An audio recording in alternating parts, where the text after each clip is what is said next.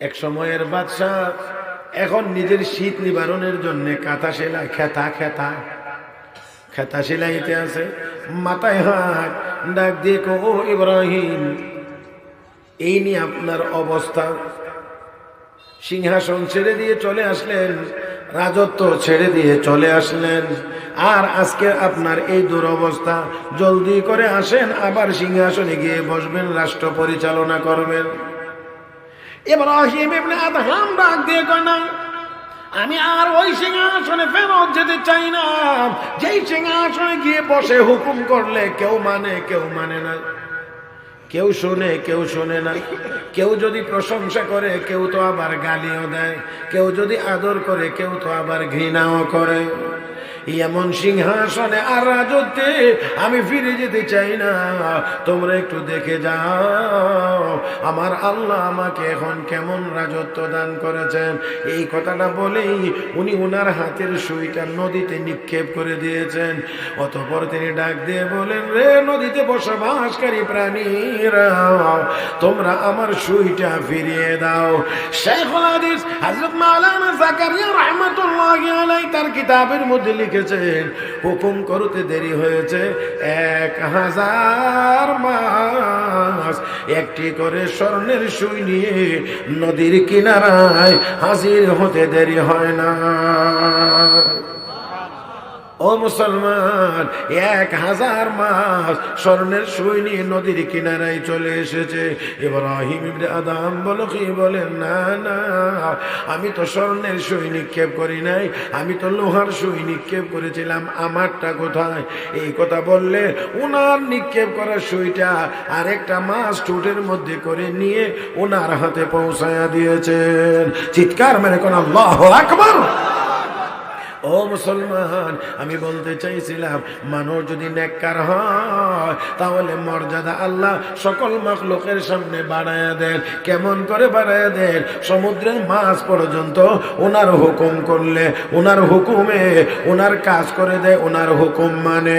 ও বন্ধুরা, আমরা আজকে নেক আমল করি না, আল্লাহর গোলামি করি না, এই জন্য দুনিয়ার কোনো মাখলুক এখন আর আমাদের হুকুম মানে না। আমার ভাইরা, আমার বন্ধুরা, তাই বলছিলাম রব্বে কারীম বলেন, বান্দা বান্দিরে, মান আমিলা সালিহান ফালিনাফসিহি, যেই ব্যক্তি নেক আমল করবে তার নিজের উপকার হবে। ওয়া মান আসাআ ফালাইহা, পক্ষান্তরে যারা গুনার কাজ করবে ক্ষতি তার নিজের হবে। ও ভাইয়েরা, মহিলা মাদ্রাসার মাহফিল, একজন মহিলার কথা আপনাদেরকে শোনাইতে চাই ছোট্ট করে। ও মুসলমান, লক্ষ্য করে দেখুন, হযরত শেখ আব্দুল ওয়াহিদ ইবনে যায়েদ রাহমাতুল্লাহি আলাইহি, হযরত শেখ আব্দুল ওয়াহিদ ইবনে যায়েদ রাহমাতুল্লাহি আলাইহি চিশতিয়া তরিকার বড় বুজুর্গ, বড় আল্লাহর ওলি, বড় আল্লাহর ওলি, বড় বুজুর্গ আল্লাহর ওলি। 3 রাত তাহাজ্জুদের নামাজ পড়ে একটা দোয়াই করেছেন, আল্লাহ, আমি যদি জান্নাতি হই তাহলে দুনিয়ার একজন মহিলা আমার জান্নাতি জীবনের সঙ্গিনী হবে। ও মালিক, এই মহিলাটাকে দুনিয়ার জীবনে আমি একবার দেখতে চাই। আল্লাহর পক্ষ থেকে ইলহাম হয়েছে, আব্দুল ওয়াহিদ, তোমার ওই জান্নাতি সঙ্গিনী মহিলাটার নাম মাইমুনা, দেশের বাড়ি হাবশা, কৌফার অমুক জঙ্গলে থাকে, এই মহিলাটাই হবে তোমার জান্নাতি জীবনের সঙ্গিনী। মন বড় আগ্রহ নিয়ে দেখার জন্য গেলেন। এলাকায় গিয়ে লোকদেরকে জিজ্ঞেস করেন, মাইমুনা নামে কোনো মহিলা কি এলাকায় আছে? লোকেরা কয়, না না, নাই, তবে ওই টিলার ওই প্রান্তে একটা কাল্লা পাগল নি, তাকে গিয়ে দেখো, এটা নি তোমার মাইমুনা। লোকদেরকে তিনি বললেন, আমাকে ওই জায়গাটায় পৌঁছায়া দেয়। আল্লাহু মাওলানাল আযীম। وبلغنا رسوله النبي الأمي الكريم ونحن على ذلك لمن الشاهدين والشاكرين والحمد لله رب العالمين। محبة الشتي شبي درود إبراهيم পড়ি। اللهم صل على محمد وعلى آل محمد كما صليت على إبراهيم وعلى آل إبراهيم إنك حميد مجيد اللهم بارك على محمد وعلى آل محمد كما باركت على إبراهيم وعلى آل إبراهيم إنك حميد مجيد মনসুর দাওয়াতুল কোরআন মহিলা মাদ্রাসা কোলাউড়া মৌলভীবাজার উদ্যোগে আয়োজিত আজকের তৃতীয় বার্ষিক ইসলামী মহাসম্মেলনের চলমান অধিবেশনের মুহতারাম সভাপতি দামাত বারাকাতুহুল আলিয়া, উপস্থিত হযরত উলামায়ে কেরাম, সমবেত দিনদার ইমানদার মুসলমান ভাইয়েরা, পর্দার আড়ালে অবস্থানরত শ্রদ্ধেয় সম্মানিত মা ও বোনেরা, রব্বে করিমের দরবারে শুকরিয়া আদায় করছি যিনি আমাদেরকে দয়া করে মায়া করে মেহেরবানি করে আজকের এই মুবারক মজলিসে আসার বসার, কোরআন ও সুন্নাহর কিছু কথা বলার ও শোনার তৌফিক দান করেছেন। মহব্বতের সাথে সবাই উচ্চ আওয়াজে পড়ি আলহামদুলিল্লাহ। যারাই বসেছেন আর একটু মনোযোগী হয়ে বসেন, আর একটু আমার দিকে তাকায়া কথাগুলো খেয়াল করে শুনবার চেষ্টা করে। মনোযোগ যত বেশি থাকবে বক্তার জবান দিয়ে আল্লাহ তত বেশি সুন্দর এবং ভালো কথা বের করে দিবেন। আর শ্রোতারা যদি অলস হয়, অমনোযোগী হয়, তাহলে বক্তার জবান দিয়ে ভালো কথা বের হবে না। এই জন্যে সবাইকে বিনয়ের সাথে অনুরোধ করছি, আপনারা মেহেরবানি করে একটু খেয়াল করে মনোযোগী হয়ে সবাই বসবেন বলে আমি আশা করছি। ছোট্ট এক আয়াত তেলাওয়াত করেছি, সাথে এক হাদিস তেলাওয়াত করেছি। আয়াতে কারিমা এবং হাদিস শরীফের আলোকে আপনাদের খেদমতে অল্প কিছু কথা বলার আশা করেছি। আল্লাহ যেন বলবার, শুনবার, বুঝবার এবং আমল করবার তৌফিক দান করেন, সবাই বলি আমিন। মূল কথাটায় যাওয়ার আগে ছোট্ট একটা কথা আপনাদের খেদমতে আগে আপনাদের জেহেনে আমি দিয়ে রাখতে চাই। সেটা হলো এই, দুনিয়া এবং আখিরাত উভয় জগতের সম্মান ইজ্জত নির্ভর করে, ইজ্জত সম্মান শান্তি নির্ভর করে নেক আমলের উপরে। নেক আমল নাই, প্রকৃত অর্থে ইজ্জত সম্মান নাই এবং শান্তিরও কোনো ব্যবস্থা নেই। নেক আমলের পরিমাণ যার মধ্যে যত বেশি, ওই লোকটার ভিতরে শান্তির পরিমাণ তত বেশি। নেক আমল নাই, হাজারো কোটি টাকার মালিকও যদি হয়, মনের ভিতরে শান্তি নাই, সব সময় অশান্তি অশান্তি, দৌড়ের উপরে একটা অস্থিরতার ভিতর দিয়ে সময় পার করে। যার কারণে আপনারা লক্ষ্য করে দেখবেন, যেই দেশে আমরা বাংলাদেশের মানুষ টাকা উপার্জনের জন্য যাই এবং বেশি আগ্রহ সহকারে যাওয়ার চেষ্টা করি, ইউরোপে, আমেরিকাতে, অস্ট্রেলিয়াতে, কানাডায়, এইরকম যেই দেশগুলোকে আমরা ধনী মনে করি, বেশি ধনী, ওই দেশগুলোতে গিয়ে খোঁজ নিয়ে গিয়ে দেখবেন তাদের বাড়ি গাড়ি টাকা পয়সার কোনো কিছুর অভাব না থাকলেও তাদের ভিতরে আসলে কোনো শান্তি নাই। তারা শান্তির যথেষ্ট পরিমাণ অভাবের ভিতরে আছে। যার কারণে ওই দেশগুলোতে, অনেক দেশগুলোতে এমন আছে, মানুষ আত্মহত্যা যদি করতে চায় তাহলে আত্মহত্যা করার সরকারিভাবে বৈধ সুবিধা আছে। কথা বুঝেন নাই? কাউন্টার আর কি, বাস কাউন্টারের মতো আর কি। বিয়ানীবাজারতে সারছে ঢাকা যাবে, তো এটা কুলাউড়া কাউন্টার আছে, আছে না? আছে, কাউন্টার আছে। ওই কাউন্টারে কি আপনারা টিকিট কাটেন? ওই দেশে তারা ওই কাউন্টারে গিয়ে যোগাযোগ করে, বলে কি আমি আর বাঁচতে চাই না। তো কি করবা? কোন মরে যাব? তো মরে যাইবা, কেমনে মরবা? ফর্ম ফিল আপ করো, স্বেচ্ছায় যে তুমি মরবা এটার অঙ্গীকার করো, তুমি ফর্ম ফিল আপ করো। আর কোন পদ্ধতিতে মরবা? মরার অনেক পদ্ধতি আছে।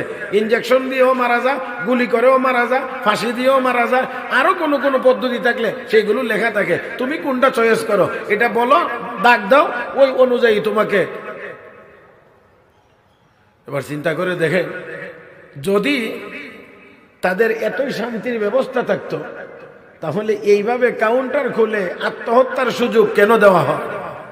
আত্মহত্যা তো করে মানুষ হতাশার কারণে, অভাবের কারণে, কষ্টের কারণে, সহ্য করতে পারে না নির্যাতন, সেই জন্যে এই জাতীয় কোনো কারণে মানুষ আত্মহত্যা করে, তাহলে তারা এত কিছুর পরেও এত মানুষ আত্মহত্যা করে, এতে করেই বোঝা যায় সম্পদের প্রাচুর্যতা থাকলেও আসলে ভিতরে শান্তির কোনো ব্যবস্থা নাই। আর শান্তি তো ভিতরে আসে আল্লাহর ইবাদতের মাধ্যমে। আরিফ বিল্লাহ হযরত আকতাস হযরত মাওলানা হাকিম আখতার সাহেব রাহমাতুল্লাহি আলাইহি তার কিতাবের মধ্যে লিখেছেন, যেটা লিখেছেন এটা আমি আমার মতো করে আপনাদের সামনে বয়ান করছি, বর্ণনা করছি। এক ড্রাইভার তার মালিককে নিয়ে রওনা করছে, রাস্তায় চলতেছে, আজান শুরু হয়ে গেলে ড্রাইভার কো স্যার আমি নামাজটা পড়ে আসি। ঠিক আছে, গাড়ি পার্কিং করো। ড্রাইভার নামাজের জন্য চলে গেছে, মালিক গাড়িতেই বসা। লোকেরা আসছে, মানুষ মুসল্লিরা আসছেন, সবাই নামাজ পড়ছেন, নামাজ পড়ে বের হয়ে আসছে, কিন্তু ড্রাইভার আর বের হয় না, বসে আছে। আরো কিছুক্ষণ অপেক্ষা করছে, শেষ পর্যন্ত বিরক্ত হয়ে গাড়ি থেকে নেমে মসজিদের দরজায় গেছে, গিয়ে এবার ড্রাইভারের নাম ধরে ডাক দিছে। কথার কথা ধরেন না, তার নাম আব্দুর রহমান। ডাকছে, আব্দুর রহমান বের হও না কেন? এবার আব্দুর রহমান এসে কো স্যার আমাকে বের হইতে দেওয়া হচ্ছে না, বের হইতে আমাকে দেওয়া হচ্ছে না। কে তোকে বের হইতে দিল না? মসজিদে তো একজন লোকও দেখা যায় না। এবার আব্দুর রহমান কো স্যার যেই আল্লাহ আপনাকে মসজিদে ঢুকতে দেন না, সেই আল্লাহ আমাকে মসজিদ থেকে বাহির হইতে দেন না। আর একটু মহব্বতের সাথে বলেন না সুবহানাল্লাহ। যেই আল্লাহ আপনাকে ঢুকতে দেন না, সেই আল্লাহ আমাকে বাহির হইতে দেন না। এবার আওয়াজ করে বলেন তো, ওই ড্রাইভারের, ওই মুসল্লির মসজিদের ভিতরে, নামাজের ভিতরে, কলবের, মনের, হৃদয়ের কিছু শান্তি প্রশান্তির ব্যবস্থা নাই না আছে? হ্যাঁ আছে। তাহলে মনে রাখতে হবে, দুনিয়া হোক আখিরাত হোক, ইজ্জত সম্মান আর শান্তি যদি চান, তাহলে অবশ্যই কি হওয়া লাগবে? কি কার? নেককার। কি কার হওয়া লাগবে? নেককার। এবার আপনারা বলেন, নেককার শুধুমাত্র পুরুষেরা হইলেই হবে না মহিলাদেরকেও হওয়া লাগবে? হ্যাঁ হ্যাঁ হ্যাঁ হ্যাঁ মুসলমান, মনে রাখবেন মহিলাদের নেককার হওয়ার প্রয়োজন পুরুষের চাইতেও কোনো কোনো ক্ষেত্রে আরো বেশি, কারণ সন্তানের সাথে মায়ের সম্পর্ক বেশি। এই জন্যে মা যত বড় নেককার হবে, সন্তান তত বড় নেককার হওয়ার আশা করা যায়। মা যদি নেককার না হয়, সন্তান নেককার হওয়ার তেমন আশা করা যায় না। মহতারাম উপস্থিতি, বাকি কথাগুলো আসে সামনে। এবার আমি আপনাদেরকে নিয়ে আবার আমি আমার মূল কথাটা নিয়ে সামনের দিকে আগাইতে চাই। তা হলো, আমরা সবাই মিলে যদি আল্লাহর ইবাদত করি, তাহলে আল্লাহর কি লাভ হবে, নাকি আমাদের কোনো লাভ হবে? ইবাদত না যদি করি, তাহলে আল্লাহর কি কোনো ক্ষতি হবে, না ক্ষতি আমাদের হবে? এটা একটু সামান্য বুঝতে চাই। এই আয়াতের ভিতরে আল্লাহ এই কথাটাই বলেছেন, মান আমিলা সালিহান ফালিনাফসি। এ দুনিয়ার ইমানদারেরা নেক আমল করলে লাভ তোমার নিজের। যেই ব্যক্তি নেক আমল করবে, লাভ তার নিজের হবে, উপকার নিজের হবে। ওয়ামান আসাআ ফাআলাইহা, পক্ষান্তরে যেই লোকটি গুনার কাজ করবে, ক্ষতি তার নিজের হবে। ও মুসলমান, আমাদের সবার ইবাদতের দ্বারা আল্লাহর কোনো লাভ নাই, আল্লাহর কোনো কিছু বাড়বে না। আমরা গুনার কাজ করলে আল্লাহর কোনো ক্ষতিও হবে না। ও মুসলমান, আমার আল্লাহ তিনি সব কিছুর মালিক। আমাদের ইবাদতের দ্বারা ওনার মালিকানা কোনো কিছু বাড়বে না। আমরা ইবাদত না করলে ওনার মালিকানা বিন্দু পরিমাণ কিছু কমবেও না। তাহলে লাভ আমাদের হবে। আমার ভাইরা, কি লাভ হবে? এক নাম্বার লাভ, আল্লাহ রাব্বুল আলামিন এই দুনিয়ার বুকে, দুনিয়ার জমিনে, দুনিয়ার জীবনে ওই মানুষটাকে, নেককার মানুষটাকে সারা দুনিয়ার সমস্ত সৃষ্টি জগতের কাছে আল্লাহ দামি বানায়া দিবেন। কি বানায়া দিবেন? বলো, কনা আমার সাথে কথা বলতে হবে। নেককার হইলে আল্লাহ কি বানায়া দিবেন? দামি বানায়া দিবেন। ও বন্ধুরা, নেককার যদি হয় না, পৃথিবীর যে কোনো দেশের রাষ্ট্রপতি হইলেও আসলে দামি হয় না। আপনারা জানেন, আপনারা ভালো করে জানেন, পৃথিবীর বিভিন্ন দেশের রাষ্ট্রপ্রধানেরা তাদের জনগণের হাতে আবার জুতার বাড়িও খায়। আল্লাহ। তারপরে ক্ষমতায় যে কয়দিন থাকে এই কয়দিন না হয় উপরে উপরে কিছু সম্মান দেখা যায়, ক্ষমতা ছাইড়া দিলে তো আর উপায়ই নাই। হ্যাঁ হ্যাঁ, আরে বাবা একটু আওয়াজ করে কথা বললেন। ক্ষমতায় যে কয়দিন থাকে এই কয়দিন তো সালাম দেয়, যেমনি দেখ অন্তর থেকে দেখ আর মন্তর সারা মুখের থেকে দেখ দেখ, কিন্তু ক্ষমতা যখন থাকে না তখন বাশার আল আসাদের মতো আর দেশেও থাকবার সুযোগ হয় না। আর আমরার কথা নাই কইলাম, দূরে দিয়ে কইলাম, বুঝছেন না আপনারা? আমরা বাংলাদেশের কথা না না ওই কইলাম, ওই সিরিয়ার উপর দিয়ে চালাই দিলাম আর কি করবো আর। তাহলে দেখেন আর আর যারা নেককার হযরত শাহজালাল মুজাররদ ইয়ামানি রাহমাতুল্লাহি আলাইহি, উনি তো রাষ্ট্রপ্রধান ছিলেন না, মন্ত্রী ছিলেন না, এমপি ছিলেন না, চেয়ারম্যানও ছিলেন না, মেম্বারও ছিলেন না, কিন্তু তিনি শত শত বছর আগে দুনিয়া থেকে যাওয়ার পরেও এখন কি কম দামি না বেশি দামি? বুঝাইতে পারছি না মনে হয়? শত শত বছর আগে নেক আমল করে দুনিয়া থেকে চলে গেছেন, এরপরেও উনি এখনো দামি না? হ্যাঁ, মন্ত্রী এমপি টেমপি যা আছে সব আইলে ওনার কবর জিয়ারত করে দোয়া করে আল্লাহর কাছে, হ্যাঁ বরকত চায় আর কি, বরকত চায়। হ্যাঁ মুসলমান, তাহলে দেখেন নেক আমল ওয়ালাদের ইজ্জত আল্লাহ শুধু দুনিয়াতে থাকতেই দেয় না, দুনিয়া থেকে চলে যাওয়ার পরেও তাদেরকে মানুষ সম্মানের সাথে স্মরণ করে। এই জন্য সারা দুনিয়া খুঁজলে কারো নাম আবু জাহেল পাওয়া যাবে না। সারাটা দুনিয়া খুঁজলে একটা লোকের নাম আবু জাহেল পাওয়া যাবে না, অথচ আবু জাহেল মক্কার নেতা ছিল, আবু জাহেল ধনী ছিল, আবু জাহেল দেখতে সুন্দর ছিল, কিন্তু বেলাল কালো ছিল, বেলাল গোলাম ছিল, বেলাল গরিব ছিল, কিন্তু বেলাল নামের লোকের অভাব নাই। কথা কয় না? তাহলে বেলাল নামটা রাখে, আবু জাহেল নামও রাখে না। তাহলে ও মুসলমান, আমাদের ইজ্জত সম্মান সবকিছু নির্ভর করে আমাদের নেক আমলের উপরে। কিন্তু দুর্ভাগ্য আমাদের যে আজকে আমরা নেক আমল ছেড়ে দিয়ে গুনার কাজের মধ্যে ব্যস্ত হয়ে গেছি। দিন রাত আমরা এই গুনার কাজের উপরেই আমরা প্রতিষ্ঠিত, গুনার কাজের উপরেই আমরা আছি। দিনের শুরু হয় গুনাহ দিয়ে, দিন শেষ হয় গুনাহ দিয়ে, রাত শুরু হয় গুনাহ দিয়ে, রাত শেষ হয় আমাদের গুনাহ দিয়ে, শুধু গুনাহ আর গুনাহ একসাথে। আমি আবারও বলছি সবাইকে আর একটু মনোযোগী হওয়ার জন্য। এখানে আসার উদ্দেশ্য হলো আমরা কিছু কথা শুনে এমন একটি অবস্থা ভিতরে তৈরি হইতো যাতে আমরা গুনার কাজ ছাড়তে পারি, নেক আমল যেন করতে পারি, এমন একটা অনুভূতি আমাদের ভিতরে জাগ্রত হওয়া চাই। আর না হইলে এখানে আসার তো আর কোনো মানে নেই, আর কোনো অর্থ নাই এখানে। তো আর একটু খেয়াল করতে হবে মুহতারাম হাজরিন, আজকে আমাদের যত সমস্যা আছে সব সমস্যা হলো আমাদের গুনাহের কারণে।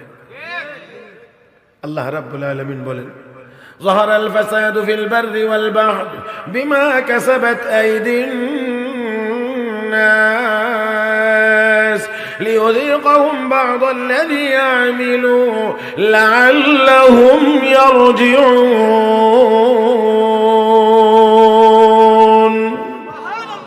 জলে ও স্থলে যত বিপদ আপদ দেখো সব তোমাদের হাতের কামাই, হে মুসলমান, আজকে সারা পৃথিবীতে আমরা নির্যাতিত। মিয়ানমারে নির্যাতিত, কাশ্মীরে নির্যাতিত, ও মুসলমান, ফিলিস্তিনে নির্যাতিত, লেবাননে নির্যাতিত, ইয়ামানে নির্যাতিত, উইঘুরে নির্যাতিত, আরো পৃথিবীর অনেক দেশগুলোতে মুসলমানেরা নির্যাতিত। এই নির্যাতিত হওয়ার পিছনে একমাত্র কারণ হলো আমরা গুনাহগার। ও মুসলমান, খেয়াল করে দেখেন, ভালো করে খেয়াল করবেন, একটা হাসপাতালে 500 রোগী আছে, 500 বেডের মধ্যে শোয়া, স্যালাইন লাগানো, চিকিৎসাধীন অবস্থায় আছে, ঔষধ চলতে আছে। এই 500 রোগী মানুষ দিয়ে 10 জন সুস্থ মানুষের মোকাবেলায় যুদ্ধ করানো যাবে না? হ্যাঁ, 500 মানুষ দিয়ে 10 জনের মোকাবেলায় দাঁড় করানো যাবে না, কারণ অসুস্থ, দুর্বল। এই জন্যে ওই 10 জন মানুষ তাদেরকে পিটাইয়া হাসপাতাল থেকে গোরস্থানে পাঠাইতে পারবে, কারণ 10 জন সুস্থ, 500 জন অসুস্থ। ও মুসলমান, আমরাও আজকে মুসলমান, সংখ্যার দিক থেকে অভাব নাই, 200 কোটির উপরে, কিন্তু গুনাহের কারণে আমরাও অসুস্থ, দুর্বল দুর্বল দুর্বল। এই জন্য আওয়াজ করতে পারি না, ন্যায্য কথা বলতে পারি না। আর না হয় এত মুসলমানের প্রয়োজন হয় না। শাহজালাল মুজাররিদি ইয়ামানি যদি আল্লাহু আকবার বললে গৌর গোবিন্দের দালান ভাঙতে পারে, আমরা 200 কোটি মুসলমান আল্লাহু আকবার বললে তো ইসরাইলের দালান কোটাগুলো ভেঙে চুরমার হয়ে যাইতে পারে।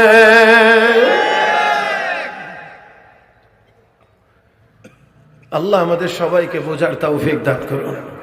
আমাদের শক্তি কোথায়, আমাদের ইজ্জত কোথায়, আমাদের সম্মান কোথায়, কোন কাজে আমরা মুসলমান সেটা ভুলেই গিয়েছি।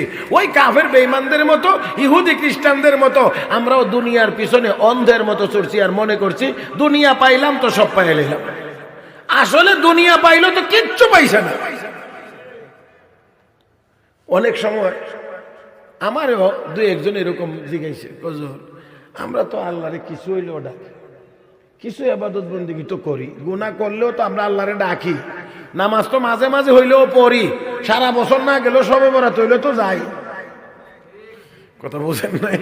কিছু মুসল্লি আছে না, সারা বছরে একক তো নামাজও পড়ে না, কিন্তু সবে বরাতে আইবার আগেই খোঁজ নিব আস্তে আস্তে নামাজ কোন রাত। আমারে কি একদিন জিগায় একজনে, হুজুর নামাজ কোন রাত? তা আমি বলছি নামাজ তো সব রাত। আবার হুজুর জিগাইছি নামাজ কোন রাত? আমি বলছি নামাজ সব রাত। অন্ত আর তো বেচারা কোনো কথা কইতে পারতেছে না। আমি তো বুঝতেছি যে আসলে কি কইতে চাইতেছে। আমি আপনি কি সবে বরাতের নামাজের কথা জিগাইতেছেন? জি হুজুর, জি জি। তো আপনি এই কথা কইবেন তো, আপনি এটা বলবেন না যে সবে বরাতের নামাজ কোন দিন কোন রাত, তাহলে না আমি বলতাম। আপনি জিগান নামাজ কোন রাত, তো নামাজ তো প্রত্যেক রাতে আছে, মাগরিব আর এশা তো রাত্রের নামাজ। এই নামাজের খবর নাই, আয়া জিগা নামাজ কোন রাত? ফাদাম না মার কোনো জায়গা হয়েছিল না জিগাই তো দেখবেন সারা বছর না গেলেও সবে বরাতের জন্য আগের থেকে রেডি। হুজুর আমরা তো আল্লাহরে ডাকি, তো আমরা রে আল্লাহ এত ধন সম্পদ দেয় না। এই ইউরোপ আমেরিকার মানুষকে আল্লাহরে ডাকে, তারা তো জীবনেও কোনোদিন আল্লাহ বলে না। তো তারপরেও তাদের এত টাকা পয়সা, এত বাড়ি গাড়ি, এটা ওইটা, সম্পদের অভাব নাই। দেখেন, আমি ছোট্ট একটা উদাহরণ দিলে আশা করি আপনারা একটু সহজে বুঝবেন। গাভী আসেনি আপনাদের এলাকায়? গাভী, হ্যাঁ, ষাঁড়ও আসেনি? ষাঁড় আপনারা কি করেন রে? ষাঁড় তো বই পুস্তকে করেন। আপনারা সিলেটি মানুষ, মৌলভীবাজারের মানুষ কি কর? হ্যাঁ, দেখা এইটা কইতেন, ওই তো দেখা কইতেন না, হইলে বিশাল কইতেন। হ্যাঁ, এটা দুটোটাই আপনাদের সিলেটে চলে। কেউ দেখা কো, কেউ বিশালও কয়। হ্যাঁ, না দামা আবার আরেকটা দামা হইলো অপারেশনের পরে যেটা ওইটা। হ্যাঁ জি। তো দেখেন, এখন এই ষাঁড়ও আছে, গাভীও আছে। তবে গাভীর গলার মধ্যে রশি আছে, আবার সাথে একটা 10 হাত লম্বা রশি লাগাইয়া মাথার মধ্যে একটা খুঁটা আছে। এটা দিয়া বাড়ির খান্দা তৈ, বাড়ির নামাত এই আশেপাশে খোঁটা দিয়া রাখে। গাভী এখানে ঘুরে ঘুরে ঘুরে ঘুরে খায়। আর ষাঁড় যেটা, এটার গলার মধ্যে কোনো রশি টসি নেই, ফ্রি। হ্যাঁ, ফ্রি ছেড়ে দিছে। তো ফ্রি ছেড়ে দিছে, সারা হাওরের যত মজা টজা আছে সব খায়া তাজা হইছে। তো একদিন বিকালবেলা বাড়িতে আসতে গিয়ে ষাঁড়ে গাভীরে কয়, এই মহিলা, এই বেটি, তুই প্রতি বছর মালিকরে একটা করে বাচ্চা দেস, ডেইলি 4-5 লিটার করে দুধ দেস, কিন্তু মালিক তো তোরে পছন্দ করে না। কেমনে বুঝলা? বুঝছি যে তোর এখানে গোটা দিয়ে রাখে, উদ্দুরের ভিতরে উদ্দুরের ভিতরে কামড়াইতে হয়, উদ্দুরের ভিতরে খাইতে হয়। তো এখানে কি কোনো মজার খানি আছে উদ্দুরের ভিতরে? আর আমারে দেখছ না, একবারে ফ্রি ছেড়ে দিয়ে রাখছে, খায়া অল্প দিনে কি তাজা হয়েছি। গাভী উত্তর দে, ও বেটা এত বেশি বুঝছো না। ওখানে কি হয়েছে? আমার ওই মালিকে বেশি আদর করে, এই জন্যে মালিক আমারে বেশি দূরে যাইতে, চোখের আড়ালে যাইতে দেয় না, মালিকের বাড়ির খান্দাত রাখে। মাঝে মাঝে জানালার ফাঁক দিয়ে উকি দিয়ে দেখে আমি কই আছি, কি করি। হ্যাঁ, আমরাও বুঝলাম না মুসলমান। আল্লাহ আমাদেরকেও কয় বেশি দূরে যাইস না, আমার ঘর মসজিদে যাইস। আমি আল্লাহ আরশে আজিম থেকে তোরে মাঝে মাঝে উকি মাইরা দেখি। আর কয় তোমারে যে অল্প দিনে খাওয়ায়া তাজা বানাইছে কেন জানোনি? সামনের সামনের নাম কুরবানির সাম। আল্লাহ, আপনারা মনে বুঝছেন না? তোমারে যে অল্প দিনে খাওয়ায়া তাজা বানাইতেছে, এই তাজা বানানোর অর্থ হইলো আগামী চাঁদের নাম কুরবানির চাঁদ। এই জন্যে তোমারে খাওয়ায়া তাজা বানাইতে আছে। আল্লাহ রাব্বুল আলামিনও এইভাবেই বলেন। দেখেন, এই কথাটাই আল্লাহর কোরআনে আল্লাহ বলছেন, لا يغرنك تقلب الذين كفروا في البلاد متاع قليل ثم مأواهم جهنم وبئس المهاد।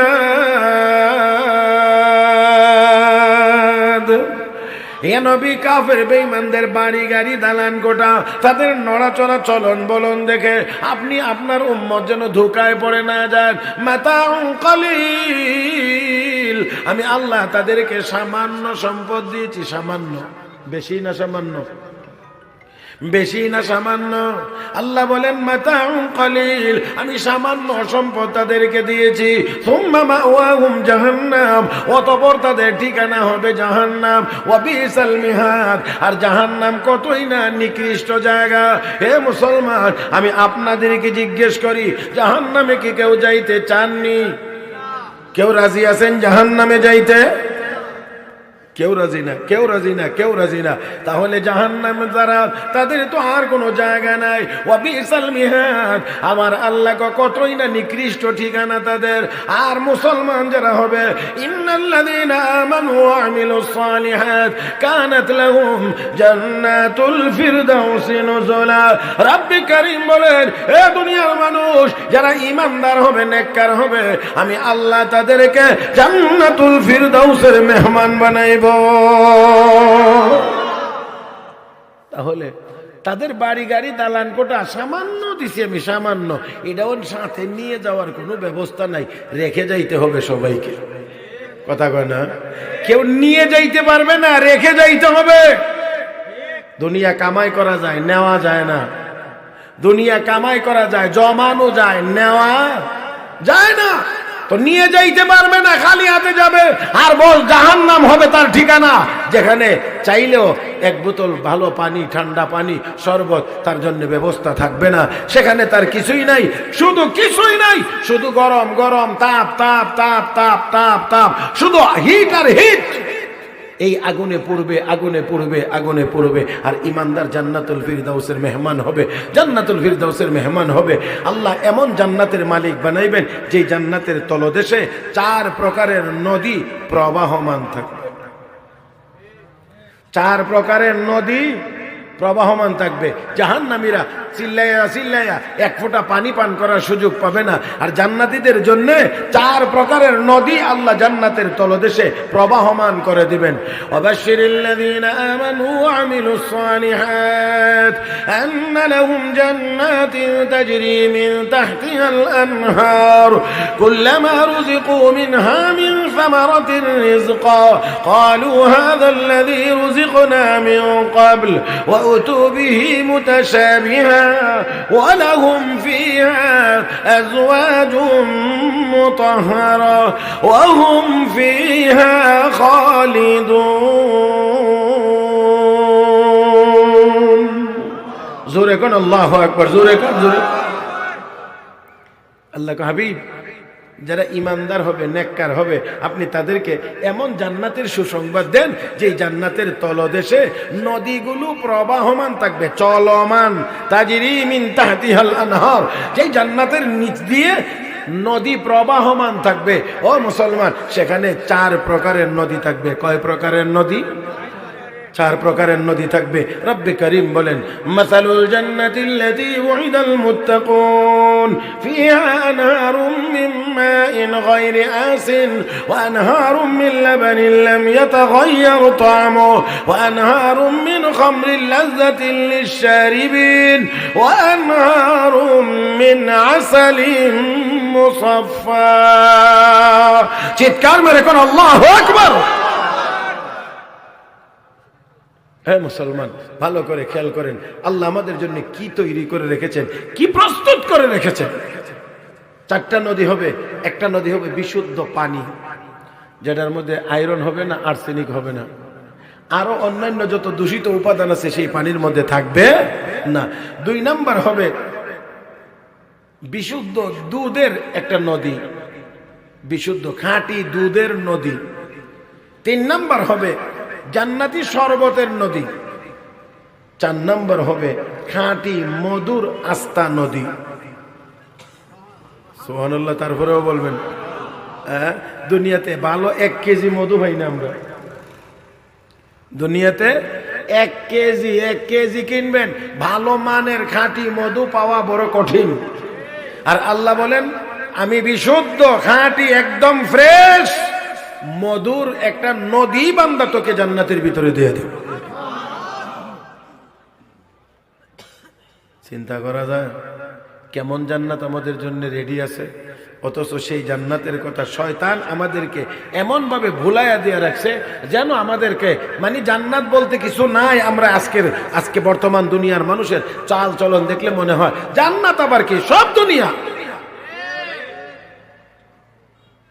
যার কারণে চুরি, ডাকাতি, দুর্নীতি, চিন্তায়, সুদ, ঘুষ সবগুলো মুসলমানের মধ্যে ব্যাপক হারে ঢুকে গিয়েছে। ব্যাপক হারে এমন ভাবে দুনিয়ার পিছনে আমরা পড়েছি। অথচ আমার আল্লাহ জান্নাতের বিবরণ দিয়েছেন, ওই জান্নাতের ভিতরে 4 প্রকারের নদী প্রবাহমান।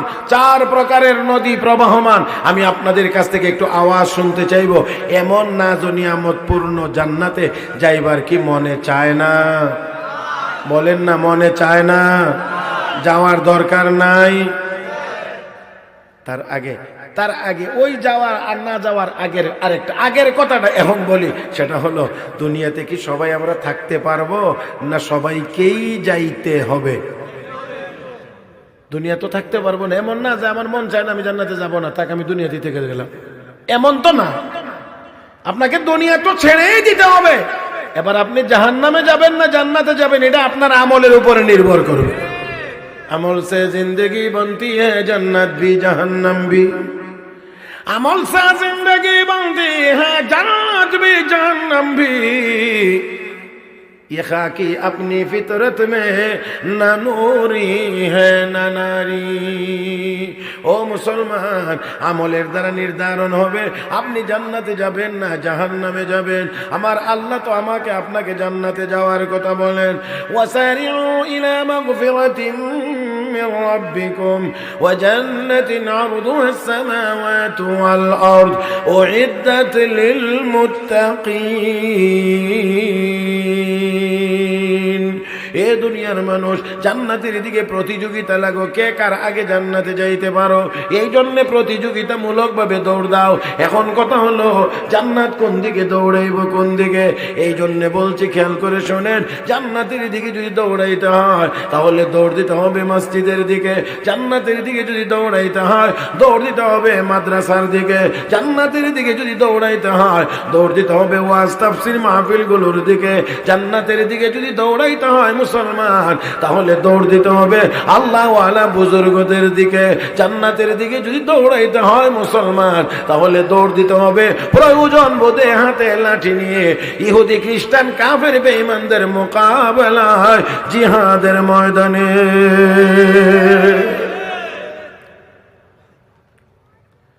আমি আবার আপনাদেরকে বলছি, সেই জান্নাতে যাওয়ার কি মনে চান? যাওয়ার কি দরকার নাই? বলেন যুবকেরা, সবার দরকার নাই? দুনিয়া থাকা যাবে না, দুনিয়া থেকে চলে যাইতে হবে। এরপরে আপনি কোথায় যাবেন? জাহান্নামে তো আমরা কেউ যাইতে চাই না, যাইতে চাই সবাই আমরা জান্নাতে। আল্লাহ আমাদের সবাইকে জান্নাত হিসেবে কবুল করুন, জোরে বলি আমিন। আমার ভাই, আসুন আজকের এই সম্মেলন থেকে আমাদের প্রতিজ্ঞা হোক, আমরা আর গুনার কাজ করব না ইনশাআল্লাহ। সব জবানে বলি, সব জবানে বলি, কি হবে না? গুনার কাজ হবে না, গুনার কাজ হবে না, গুনার কাজ হবে না। আমরা নেক কাজ করব ইনশাআল্লাহ। আমি আপনাদেরকে ছোট ছোট দুই একটা নমুনা দেখাই। আল্লাহ সমস্ত মাখলুকের সামনে নেককার মানুষটাকে দামি বানায় দেন।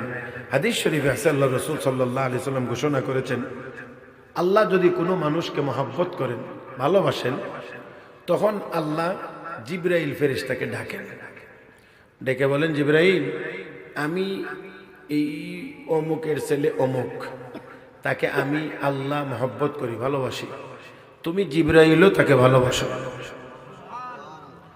আর আসমানের সকল ফেরেশতাদের সামনে ঘোষণা দিয়ে দাও যে আল্লাহ এই ব্যক্তিটাকে ভালোবাসে।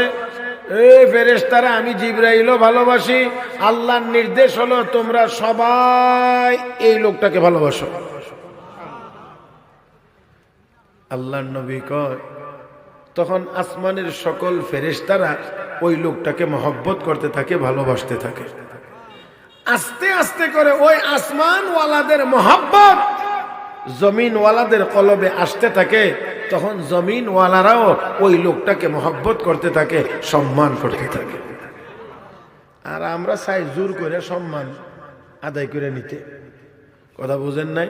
দাপট আছে এলাকায়, তো সালাম টালাম দিতেস না, সালাম সালাম, এখন কি কয় না কয় এটা জানি না, একটা আওয়াজ হয় আর কি। আর আটটা এমনি দেখা জি ভাই সালাম, এও বুঝে যে মাশাআল্লাহ আমার সালাম দিছে। কথা বুঝেন না? হ্যাঁ, বেটা বুঝছে যে আমার সালাম দিছে, কিন্তু এই এতটুকুতেই প্রকৃত অর্থে তার হৃদয়ে সম্মান প্রকাশ পায় না আমার ভাইয়েরা।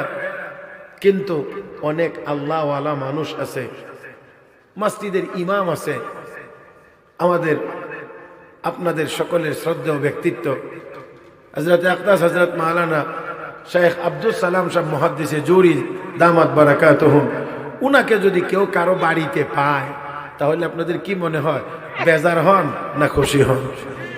হ্যাঁ, আল্লাহ হুজুর আইছে আমার বাড়িতে, আইরা আমার কি কিসমত, এক কাপ চা, একটু বিস্কিট, চা বিস্কিটও যদি খাওয়ানো হয়, তারপরেও মনটার থেকে করে, মনের থেকে ইজ্জত করে।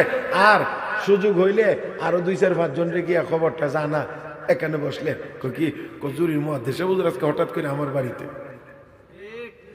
কি খুশি লাগতেছে। আবার কিছু মানুষ তো এমনও আছে, বাড়িতে আয়া উঠে গেলে গা মনটা চা না কিছু খাওয়াইতে, তারপরেও বাড়ি হলে গিয়া কিতা করবা, আইয়া পড়ছে, এখন তো আপনারা মনে আমার কথাটা বুঝছেন না, আয়া পড়ছে তো এখন আর কি করার, দেলাও, তার মানে মনে চায় না। তাহলে এই মহব্বত এটা নেক আমলের কারণে। ওই যে আল্লাহ মহব্বত করেন, জমিনওয়ালাদের কলবে এই মহব্বত ঢেলে দেওয়া হয়, জমিনওয়ালারা মহব্বত করে, আসমানের ফেরেশতারা তাকে মহব্বত করে, তখন জমিনওয়ালারাও মহব্বত করে। শুধুমাত্র মানুষে করে না, শুধুমাত্র জমিনওয়ালারা করে না, জঙ্গলে যারা থাকে তারা করে, পানিতে যারা থাকে তারাও ওই লোকটাকে মহব্বত করে, ভালোবাসে। ও মুসলমান, খেয়াল করে লক্ষ্য করে দেখেন, আমি ছোট ছোট 2টা নমুনা আপনাদের সামনে দেখাইব, আর আশা করি এই 2টা নমুনা দেখাইতে দেখাইতেই আমার আলোচনার মোটামুটি একটা ফিনিশিং চলে আসবে, আর ফিনিশিং দেওয়ারও আমি চেষ্টা করব। মুহতারাম হাজরিন, আপনারা অবশ্যই একজন ব্যক্তির নাম ওয়াজ মাহফিলে যাইতে যাইতে অবশ্যই শুনেছেন, তার নাম হযরত ইব্রাহিম ইবনে আদহাম বলখি রহমাতুল্লাহি আলাইহি, চিশতিয়া তরিকার একেবারে গোড়ার দিকের ওলি। আমরা অনেকেই জানি ইব্রাহিম ইবনে আদহাম বলখি একজন বাদশাহ, শুধু এতটুকু পর্যন্তই আমাদের অনেকের জানা আছে। কিন্তু চিশতিয়া তরিকার সনদ বর্ণনা করলে গিয়ে দেখবেন উপরের দিকে গেলে এই লোকটার নাম পাওয়া যায়, হযরত ইব্রাহিম ইবনে আদহাম বলখি রহমাতুল্লাহি আলাইহি। এক সময় তিনি বাদশাহ ছিলেন, রাজত্ব করতেন। রাতের বেলা শুইছেন, চোখে ঘুম আসতেছে, এখনো পুরাপুরি না, ঘুম ঘুম ভাব, এমন সময়ে শোনা যায় ছাদের উপরে খটখট করে কে জানি হাঁটতেছে, আওয়াজ হচ্ছে। ঘুমটা ভাঙছে, মেজাজটা একটু গরম, আর গরম মেজাজ নিয়েই ভিতর থেকে আওয়াজ করে বলছেন, এ কে রে, আমার ছাদের উপরে হাঁটতেছিস? বাদশাহ, আমি একজন মুসাফির। তো মুসাফির তুই আমার ছাদের উপরে হাঁটতেছিস কেন? আমার একটা উট হারায় লেছি মরুভূমিতে, তালাশ করার জন্য আপনার ছাদের উপরে। আপনারা কথা বুঝেননি আমার, আপনাদের গরু কোনোদিন ছাদের উপরে গেছে? তো উট ছাদের উপরে কেমনে যেত? উট থাকে মরুভূমিতে। এবার মেজাজটা ঠিক মতো গরম হয়েছে। বেয়াকুফ, নাদান, আহমক, মরুভূমির উট কি আমার ছাদের উপরে তালাশ করলে পাওয়া যায়? কথা তো ঠিক আছে। উনি খুব কড়া ভাষা ওই লোকটাকে বলতেছে, নাদান, বেয়াকুফ। আর উপর থেকে যে আওয়াজটা এসেছে, এই আওয়াজটা আসতে একেবারে মায়াবী কণ্ঠে, দরদি কণ্ঠে। বাদশাহ, মরুভূমিতে উট হারাইয়া আপনার ছাদের উপরে তালাশ করলে যদি পাওয়া যায় না, এটা যেমন অসম্ভব, আপনি যে নরম বিছানাতে ঘুমিয়ে আছেন, এত নরম বিছানায় ঘুমিয়ে থেকেও কোনদিন আল্লাহকে পাওয়া যাবে না। ও হেরা, নসিহতের জন্য বেশি কথার দরকার হয় না, হৃদয়ে লাগলে এক দুই কথার দ্বারাই পরিবর্তন হয়ে যায়। বড়ই হৃদয়গ্রাহী ভাবে কথাটা বলেছেন। আপনি এত নরম বিছানায় শুয়ে থেকে, ঘুমিয়ে থেকে আল্লাহকে পাওয়া যাবে না। আজকে তো আমাদেরও নরম বিছানা, 1 ফুট উঁচা জাজিম, কয় না 1 ফুট উঁচা জাজিম। ও মুসলমান, কিছু তোলার কিছু সোলা, এটার মধ্যে পড়লে শুধু স্প্রিং করে। এত নরম বিছানায় শুয়ে শুয়ে আল্লাহকেও পাওয়া যাবে। والذين يبيتون لربهم سجدا وقياما والذين يقولون ربنا اصرف عنا عذاب جهنم إن عذابها كان غراما إنها ساءت مستقرا ومقاما। আল্লাহর প্রিয় বান্দা বান্দি তারা যারা রাতের শেষ ভাগে উঠে উঠে আল্লাহর দরবারে নামাজে দাঁড়িয়ে যায়, যারা আল্লাহর কদমে সেজদায় পড়ে যায়, আর নামাজ শেষ করে আল্লাহর দরবারে হাত তুলে দোয়া করেন, মালিক রব্বানা আসরিফ আন্না আযাব জাহান্নাম, আল্লাহ আমাদেরকে জাহান্নামের আগুন থেকে বাঁচাও, জাহান্নামকে আমাদের কাছ থেকে দূরে সরাইয়া দাও। তারা হলো আল্লাহর পেয়ারা বান্দা বান্দি। ও মুসলমান, তারা রাতের শেষ ভাগে ঘুমায় না, শেষ ভাগে ঘুমায় না, আগে দিয়ে ঘুমায়, শেষ রাতে উঠে উঠে মালিকের দরবারে নামাজ পড়ে, সেজদায় পড়ে, আর আল্লাহর দরবারে হাত তুলে দোয়া মুনাজাতে কান্নাকাটি করে। আমার ভাইরা, আমার বন্ধুরা, কিন্তু আমাদের বদ অভ্যাস হয়েছে এখন, আমরা আগ রাত্রে ঘুমাই না, শেষ রাত্রে গিয়ে ঘুমাই। তাহাজ্জুদ তো পরের কথা, ফজরেরও তো খবর থাকে, কয় না তাহাজ্জুদ তো পরের কথা, ফজরের নামাজও আমাদের নসিব হয়। এই জন্য এই অভ্যাস বদলাইতে হবে। ঘুম হবে আগ রাত্রে, মানে এশার নামাজের পরে, বিশেষ কোনো প্রয়োজন ছাড়া, আর ঘোরাগাড়ি না, আড্ডা না, ঘুমিয়ে পড়ব, যাতে করে শেষ রাত্রে ওঠা যায়, আর অন্তত পক্ষে ফজরের নামাজটা যেন কোনোভাবেই কাজা হয়ে না যায়। কথা বলেন, ঠিক না? আল্লাহ আমাদের সবাইকে তৌফিক দান করুন, বলি আমিন। ভাই, যতই ওয়াজ শুনি, যত ওয়াজই শুনি না কেন, ওয়াজ শোনাটা তখনই গিয়া উপকারী হবে যখন আমরা 5 ওয়াক্তের নামাজ জামাতের সাথে আদায় করতে পারব। যতদিন পর্যন্ত 5 ওয়াক্তের নামাজই হতে পারবো না, যতদিন পর্যন্ত হারাম বর্জন করতে পারবো না, হালাল পথে চলতে পারবো না, ততদিন পর্যন্ত আসলে আমরা এই ওয়াজের সুফল পরিপূর্ণ পাব না। ইব্রাহিম ইবনে আদহাম বলো কি, এই কথা যখন শুনলেন, এই নরম বিছানাতে শুয়ে তো আল্লাহকে পাওয়া যাবে না, এই কথা যখন শুনছে হৃদয়ে খুব ধাক্কা লাগছে, খুব ধাক্কা লাগছে। আসলে তো কথা ঠিক। আর প্রাসাদে থাকলেন না, ছেড়ে দিলেন প্রাসাদ, ছেড়ে দিলেন প্রাসাদ, আল্লাহর খোঁজে বের হয়ে গেলেন। এবার মালিককে তো পেতেই হবে, এই জন্য বের হয়ে গেলেন। হযরত খাজা ফুজাইল ইবনে আয়াজ রাহমাতুল্লাহি আলাইহির কাছে গিয়ে বায়াত হইলেন, সবক নিলেন, জিকির আজকার তাসবিহ তাহলিল শুরু হইল। এবার পথ চলা শুরু হলো ভিন্নভাবে, মালিককে খুঁজে পেতে হবে। সেই মালিককে এমনভাবে পাইলেন, এমনভাবে পাইলেন, এমনভাবে পাইলেন, ওনার মন্ত্রিসভার সাবেক সদস্যবৃন্দ একবার ওনার খোঁজ নেওয়ার জন্য বের হইলেন। জি দেখি ইব্রাহিম ইবনে আদহাম আমাদেরকে ছেড়ে চলে গেলেন, এখন উনি কোন অবস্থায় আছেন। খুঁজতে খুঁজতে খুঁজতে খুঁজতে গিয়ে দেখলেন দাজলা নদীর কিনারায় বসে বসে শীত নিবারণের জন্য সুই সুতা দিয়ে কাঁথা সেলাইতে আছে। এক সময়ের বাদশা এখন নিজের শীত নিবারণের জন্য কাঁথা সেলাই খেতা খেতা খেতা সেলাইতে আছে। মাথায় হাত, ডাক দিয়ে কো, ও ইব্রাহিম, এই নিয়ে আপনার অবস্থা। সিংহাসন ছেড়ে দিয়ে চলে আসলেন, রাজত্ব ছেড়ে দিয়ে চলে আসলেন, আর আজকে আপনার এই দুরবস্থা। জলদি করে আসেন, আবার সিংহাসনে গিয়ে বসবেন, রাষ্ট্র পরিচালনা করবেন। ইব্রাহিম ইবনে আদহাম ডাক দিয়ে কয়, না, আমি আর ওই সিংহাসনে ফেরত যেতে চাই না। যেই সিংহাসনে গিয়ে বসে হুকুম করলে কেউ মানে কেউ মানে না, কেউ শোনে কেউ শোনে না, কেউ যদি প্রশংসা করে কেউ তো আবার গালিও দেয়, কেউ যদি আদর করে কেউ তো আবার ঘৃণাও করে। এমন সিংহাসনে আর রাজত্বে আমি ফিরে যেতে চাই না। তোমরা একটু দেখে যাও আমার আল্লাহ আমাকে এখন কেমন রাজত্ব দান করেছেন। এই কথাটা বলেই উনি ওনার হাতের সুইটা নদীতে নিক্ষেপ করে দিয়েছেন। অতঃপর তিনি ডাক দিয়ে বলেন, রে নদীতে বসবাসকারী প্রাণীরা, তোমরা আমার সুইটা ফিরিয়ে দাও। শাইখুল হাদিস হযরত মাওলানা জাকারিয়া রাহমাতুল্লাহি আলাইহি তার কিতাবের মধ্যে লিখেছেন, হুকুম করতে দেরি হয়েছে 1000 মাস, একটি করে স্বর্ণের সুই নিয়ে নদীর কিনারায় হাজির হতে দেরি হয় না।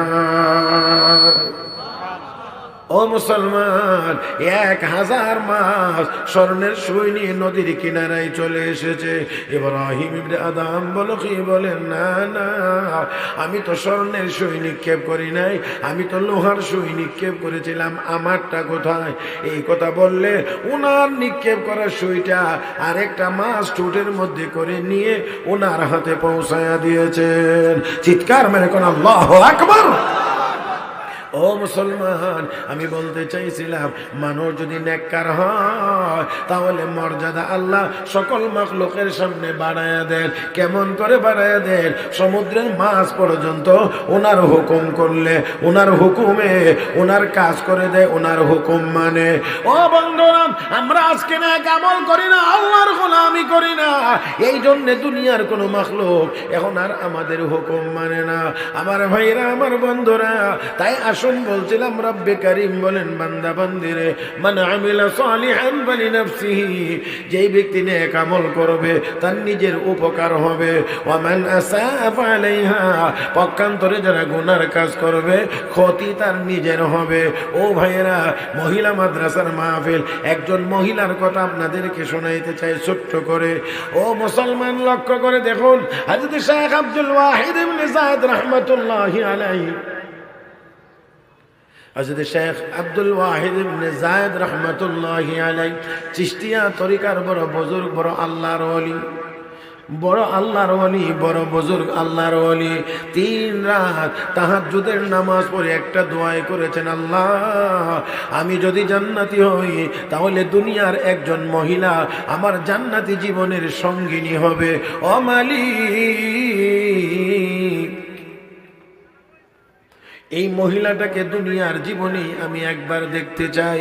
আল্লাহর পক্ষ থেকে ইলহাম হয়েছে, আব্দুল ওয়াহিদ তোমার ওই জান্নাতি সঙ্গিনী মহিলাটার নাম মাইমুনা, দেশের বাড়ি হাবশা, কৌফার অমুক জঙ্গলে থাকে। এই মহিলাটাই হবে তোমার জান্নাতি জীবনের সঙ্গিনী। মন বড় আগ্রহ নিয়ে দেখার জন্য গেলেন।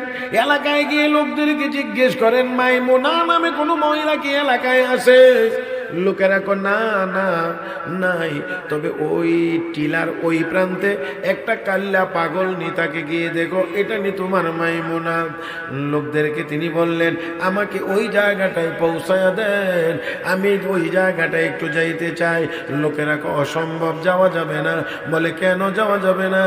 ও যেখানে মহিলাটি তাকে পাশেই আছে গহীন জঙ্গল, আর এই জঙ্গলের ভিতরে বিষাক্ত এবং হিংস্র প্রাণীরা বসবাস করে। এখানে আমরা গেলে কেউ ফেরত আসতে পারি না, এই জন্যে আমরা এখানে যাওয়া সম্ভব না।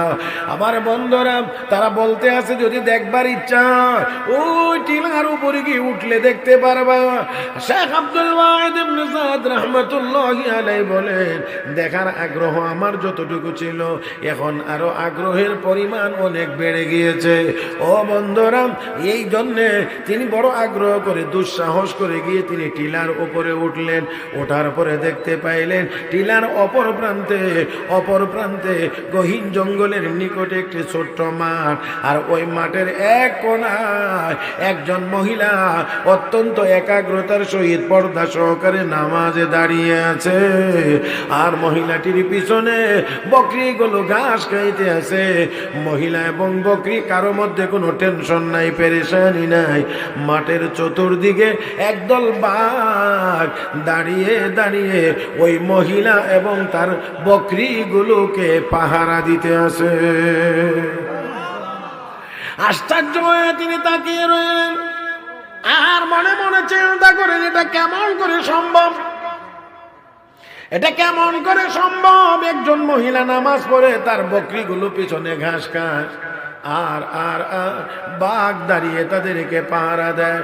ইতিমধ্যেই মহিলার নামাজ শেষ, ডান বাম সালাম ফিরাইয়া মাথাটা সামান্য একটু উপরের দিকে উঠাইয়া এবার ডাক দিয়ে, ও আব্দুল ওয়াহিদ, তোমার সাথে আমার জান্নাতে দেখা হওয়ার কথা, তাড়াহুড়া করে কেন দুনিয়াতে সাক্ষাৎ করতে আসলা?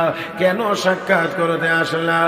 শেখ আব্দুল ওয়াহিদ ইবনে সাদ রাহমাতুল্লাহি আলাইহি ডেকে বলেন, মাইমুনা, জীবনে কোনোদিন তোমাকে আমি দেখি নাই, তুমিও কোনোদিন আমাকে দেখো নাই, চিনলা কেমন করে আমি আব্দুল ওয়াহিদ এখানে এসেছি? মহিলা ডাক দেখো, ও আল্লাহর বান্দা, তোমাকে চিনতে আমি মোটেও ভুল করি নাই।